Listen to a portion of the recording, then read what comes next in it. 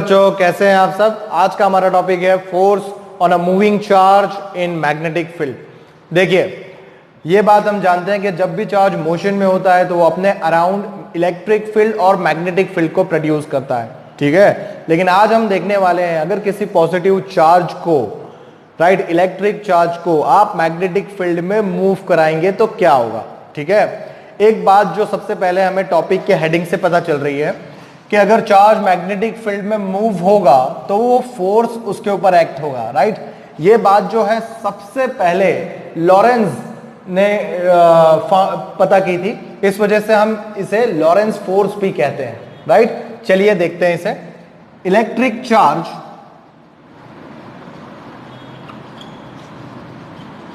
Moving inside magnetic field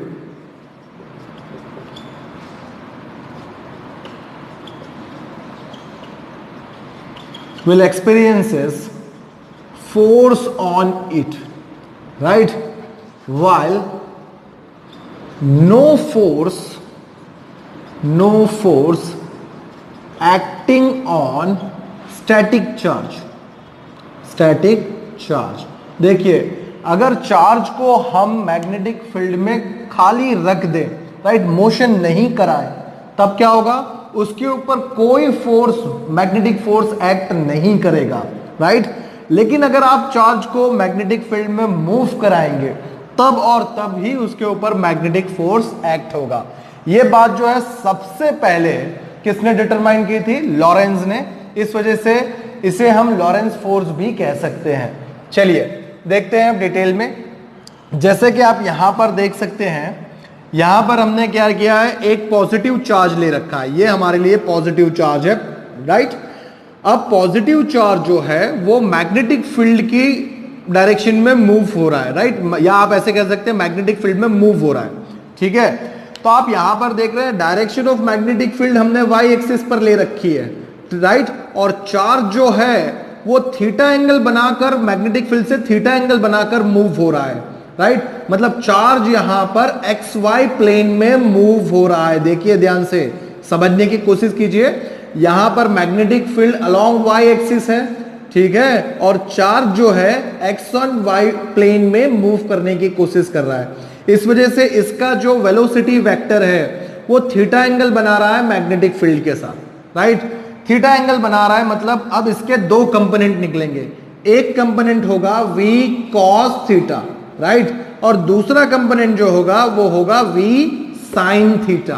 clear. देखिए, cos component जो है वो मैग्नेटिक फील्ड की डायरेक्शन में है। इस वजह से ये जो कंपोनेंट है कोई रोल प्ले नहीं करेगा फोर्स के लिए, राइट। तो फोर्स के लिए कौन रोल प्ले करेगा, देखिए ये जो साइन कंपोनेंट है ये और ये ही बहुत इंपॉर्टेंट रोल प्ले करेगा, राइट, टू प्रोड्यूस फोर्स। आप देखेंगे ये जो मैग्नेटिक फील्ड है और वेलोसिटी कंपोनेंट जो हमें दिख रहा है v sin थीटा, इससे प्रोड्यूस होने वाला जो फोर्स है वो परपेंडिकुलर है, दोनों से परपेंडिकुलर है। देखिए यहां पर ये दोनों से परपेंडिकुलर है, राइट, और z पॉजिटिव z एक्सिस की तरफ है। क्लियर। इस वजह से आप यहां पर ये फोर्स की डायरेक्शन देख रहे हैं on positive z axis, right. तो देखिए क्या है मैग्नेटिक फोर्स, तो देखिए यहां पर हम लिखेंगे when positive charge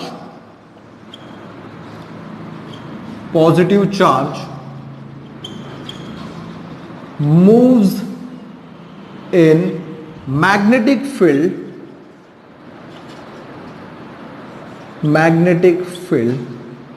then force acting on it, right, this force is सबसे पहले देखिए फोर्स क्या है, this force is directly proportional, देखिए directly proportional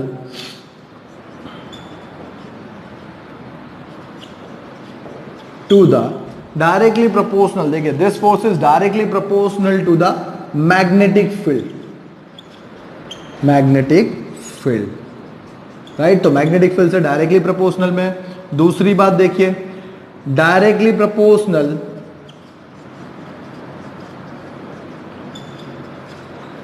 to the velocity component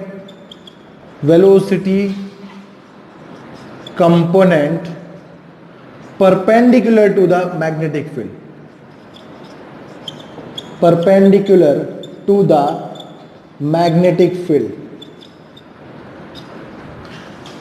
right. देखिए ध्यान से, हम यहां पर क्या कर रहे हैं, वो velocity component perpendicular to the magnetic field कौन है, तो वी साइन कंपोनेंट है, राइट, वी साइन कंपोनेंट, ये हमें बराबर से ध्यान रखना है, राइट, ओके। सेकेंड या थर्ड आप कह सकते हैं, it is directly proportional to the charge, right, directly proportional to the positive charge, right, positive charge. अगर हम इन सबको कंबाइन कर लें, ठीक है, अगर हम इन सबको कंबाइन कर लें तब क्या लिखेंगे, देखिए इन सबको अगर हम कंबाइन करें तो हम सिंपली क्या लिखेंगे, force is directly proportional to magnetic field, ठीक है, velocity component v sin theta and charge, तो इसे हम q bq v sin theta लिख देंगे, डायरेक्टली प्रोपोर्शनल में है, क्लियर। चलिए अब मैं यहां पर इसे रब कर देता हूं, राइट, आप इसे नोट डाउन कर लीजिएगा।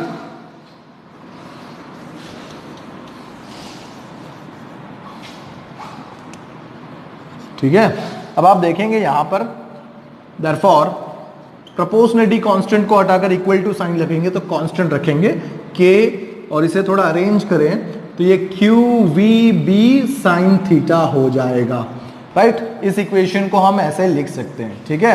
अब यहां पे देखिए हियर मैग्नेटिक फील्ड, और आप लिखेंगे unit of magnetic field, unit of magnetic field is so defined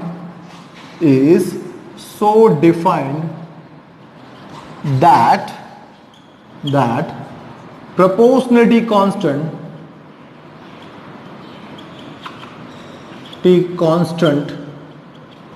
k is unity, right, that is k is equal to 1 हो जाएगा, क्लियर। इस वजह से क्या होगा, देखिए f is equal to q v b sin theta आएगा, this is the magnetic force. देखिए ध्यान से, ये क्या है हमारे लिए, magnetic force acting on moving charge inside magnetic field, right. तो दिस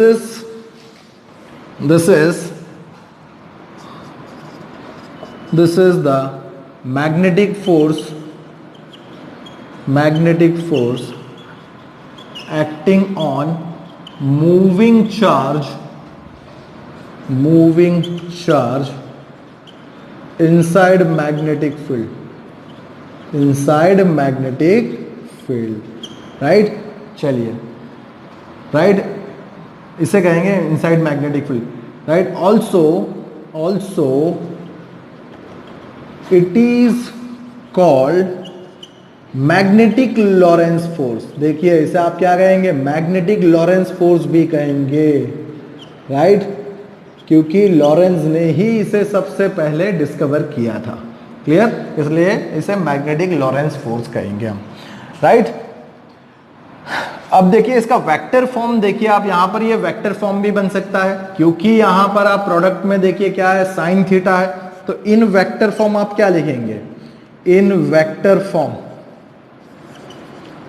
देखिए क्या लिखेंगे वेक्टर फॉर्म में, vector f is equal to, इसका वेक्टर फॉर्म क्या बन रहा है, देखिए q इन अ ब्रैकेट आप ऐसे लिख सकते हैं v क्रॉस b, क्या होगा, v क्रॉस b, राइट। हमारे लिए q कैसी, जो चार्ज है वो स्केलर क्वांटिटी है, राइट, तो वो बाहर आ जाएगा, और theta is the angle between, देखिए यहां पे theta is the angle between magnetic field and the velocity, right, magnetic field and the velocity, देखिए, राइट, तो b और v के बीच का जो एंगल है उसे थीटा हम कह रहे हैं, तो ये वेक्टर फॉर्म हमारे लिए हुआ, राइट, मैग्नेटिक फोर्स हमारे लिए। अब देखिए स्पेशल केसेस अगर हम इसके डिस्कस करें तो क्या होगा, स्पेशल केसेस मैं यहां पर रब करूंगा, आप देखते जाइए। देखिए स्पेशल केसेस हम देखेंगे इसके, स्पेशल केसेस, ओके। सबसे पहला स्पेशल केस देखिए, इफ वेलोसिटी कंपोनेंट, ये जो वेलोसिटी कंपोनेंट आप देख रहे हैं v, इसको मैं along the axis of magnetic field रख दूं, मतलब पैरेलल या तो एंटी पैरेलल, तो थीटा एंगल या तो 0 होगा या होगा 180, राइट। 0 या 180 दोनों ही केसेस में मैग्नेटिक फोर्स क्या हो जाएगा, 0 हो जाएगा। तो देखिए फर्स्ट क्या लिखेंगे, if velocity of charge is along the direction of magnetic field,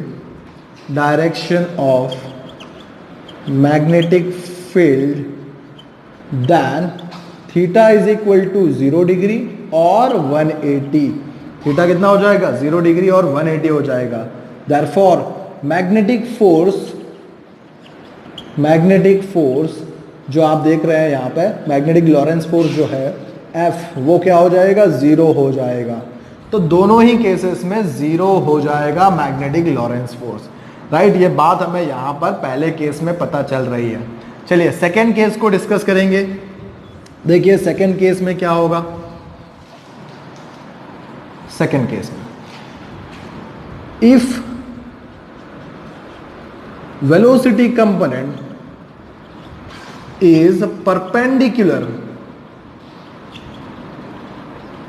to the direction of magnetic field,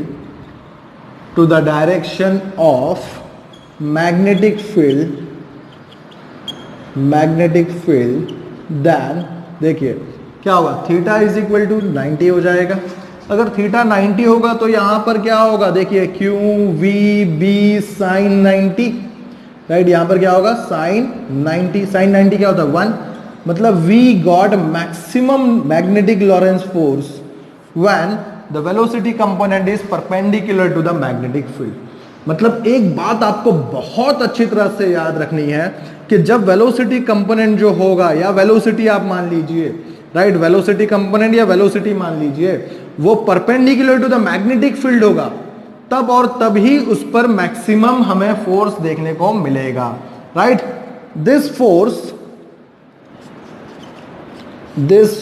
force make sideways to the charge, right. मतलब ये क्या करेगा, ये इसे डिफ्लेक्ट करेगा, देखिए डिफ्लेक्ट करेगा अपनी डायरेक्शन से, राइट। यहां पर लिख सकते हैं हम लोग, that is it deflect the charge from its path, right. उसके पाथ से उसे डिफ्लेक्ट कर देगा, साइडवेज फोर्स है ये, याद रखना, क्लियर। तो ये हुए इसके स्पेशल केसेस, जिसे हम कहते हैं मैग्नेटिक लॉरेंस फोर्स। चलिए अब अगर लॉरेंस फोर्स की बात करें, सिर्फ और सिर्फ लॉरेंस फोर्स की बात करें, तो देखिए लॉरेंस फोर्स क्या होगा हमारे लिए।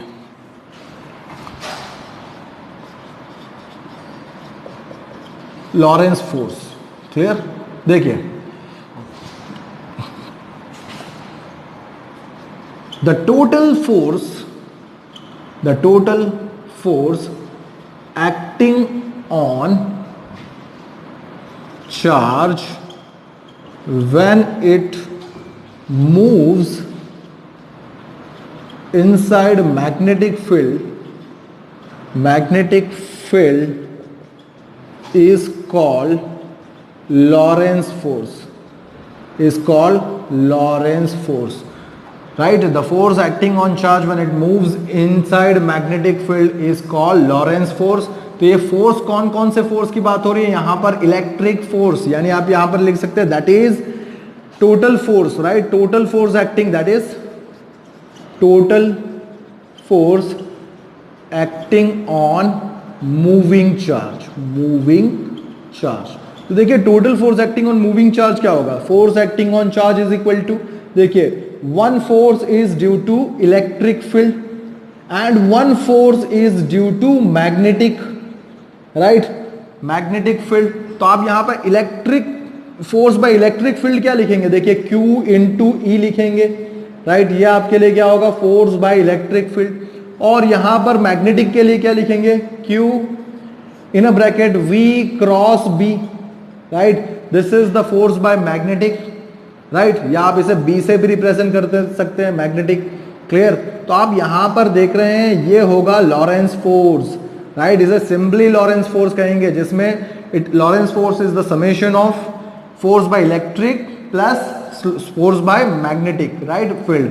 तो ये दोनों फील्ड से जो फोर्स लग रहा है उसे हम कहेंगे लॉरेंस फोर्स। अब यहां पर आप देखिए Q कॉमन हो गया, क्या आएगा, electric field E V cross B, right, ये फॉर्म हमारे लिए यहां पर मिलेगा, क्लियर, मिलेगा, ठीक है। This is what the Lawrence force, right, clear.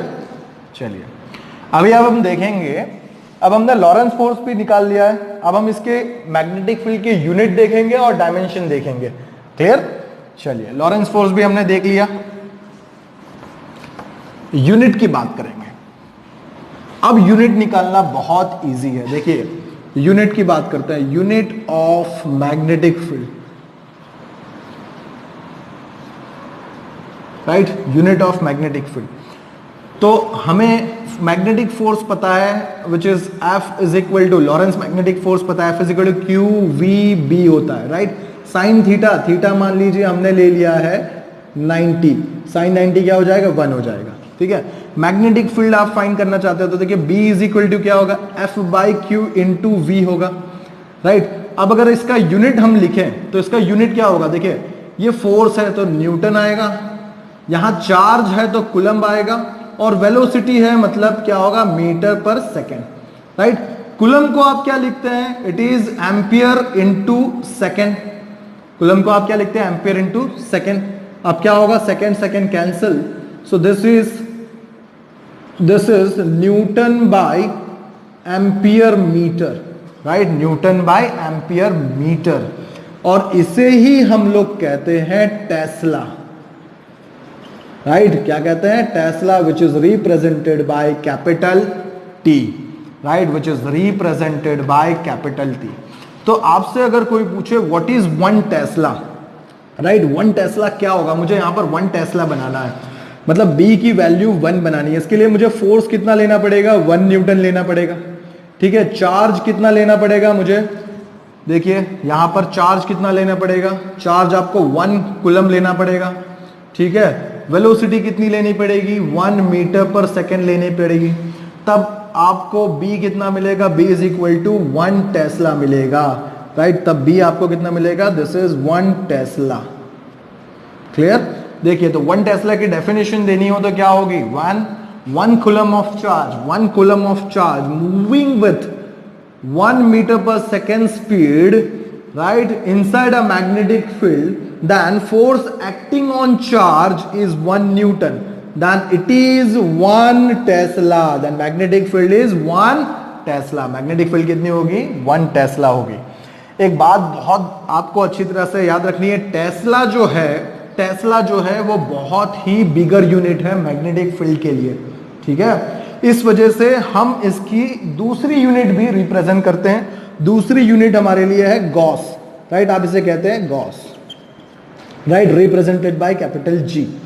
तो what is gauss, gauss is equal to 10⁻⁻⁴ tesla होता है, right, 1 gauss is equal to 10⁻⁻⁴ tesla होता है। ये रिलेशन भी हमें याद रखना है, ठीक है, ये रिलेशन भी हमें याद रखना है। चलिए अभी अगर हम डायमेंशन की बात करें तो इसका डायमेंशन क्या होगा, देखिए डायमेंशन ऑफ मैग्नेटिक फील्ड आप अगर निकालना चाहते हैं, राइट, अगर आपको यूनिट पता है न्यूटन बाय एम्पियर मीटर, तो आप इसे सिंपली कैसे निकाल सकते हैं, क्या निकलेगा, देखिए न्यूटन यानी आप क्या लिखेंगे, it is m1 L1 T-2 upon ampere is A1, metre is L1, क्या हो रहा है, L1 L1 कैंसिल हो गया, सो this is m1 T-2 A-1, right. तो ये हुआ dimension of magnetic field, clear. चलिए तो यहां पर हमारा ये टॉपिक